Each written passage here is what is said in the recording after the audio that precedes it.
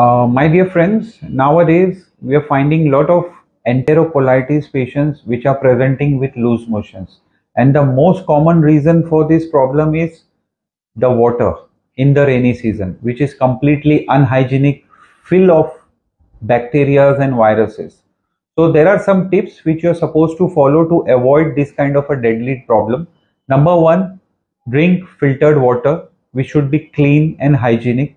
Second, number two, wash your vegetables and fruits properly before eating. Number three, avoid raw vegetables to be eaten directly.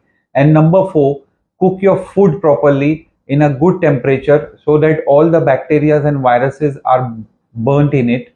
Number fifth, please wear a good hygienic clothes, especially your foots and everything, which are because for especially in diabetic patient, the foot is the entry point for the bacteria.